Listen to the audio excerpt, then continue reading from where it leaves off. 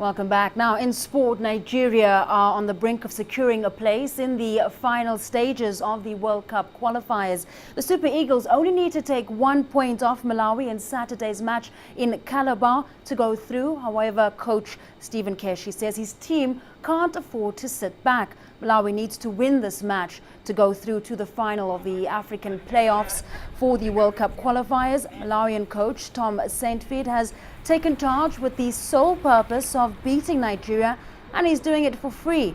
So the Flames could be more fired up than usual. However, the Super Eagles have been the team to beat since they won the African Cup of Nations, and many fans, even some officials, predict a walkover. You know, I think it's something that maybe within 60 minutes we should have wrapped up the game, really. In other African World Cup qualifying matches, South Africa will be taking on Botswana. With both sides still in with a chance of qualifying, they need Ethiopia to drop points against the Central African Republic.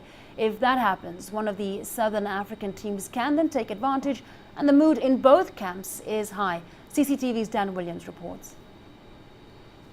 Now, we'll just move on from that story to give you a bit more news from the sports arena, the Belgian Diamond League. That's where we head to. And the season saw Africans continue their dominance in the middle and long distance of that competition. Milka Kemos of Kenya won the women's 3,000-meter steeplechase in 9 minutes 15.06 seconds, establishing a new meet record. In the men's 800 meters, Ethiopia's Mohamed Aman has a nice finishing kick in the final straight to pull away from the competition. His time of 1 minute 42.37 seconds is the fastest of the year over that distance. The Diamond League lived up to its expectation, where Usain Bolt was the star of the show. Bolt struggled out of the docks in the lane 5, but after a few paces he turned on the jets and flew past the other runners. Bolt powered to win in 9.8 seconds. In the women's 100 meters, Jamaica's Shelly-Ann Fraser-Price cruised to a victory in a time of 10.72 seconds.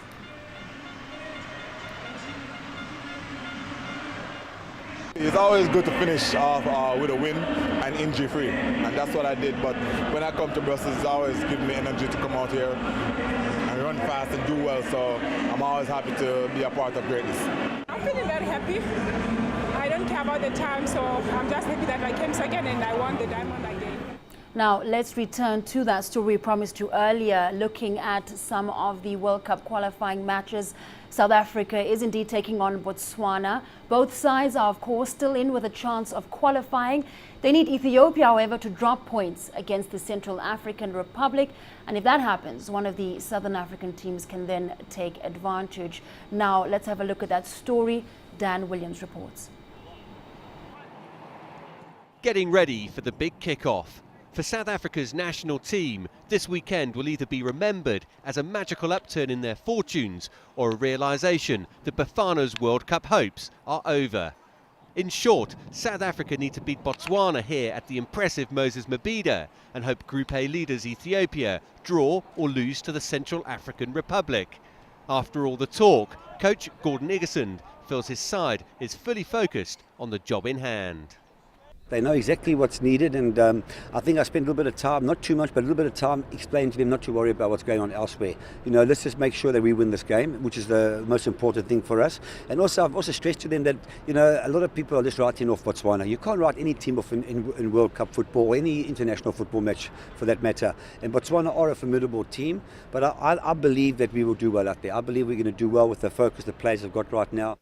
There's more than just a place at Brazil 2014 up for grabs. The future of the coaching staff and some of the players will also be called into question if South Africa once again misses out.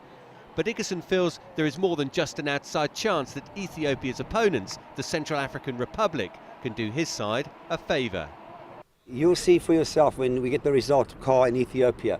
I think every single one of you guys are just hoping that a miracle can happen. I don't think it needs a miracle. I just think it needs Car to play to their strengths, and they can beat Ethiopia. I know this for a fact. I'm speaking from experience because we played against Car. So it's not going to be an easy game. Botswana themselves also have an outside chance of qualifying. They too need to win and hope that Ethiopia lose heavily. As unlikely as that all sounds, they still have the belief. I think we have came here to play against a big team in the region.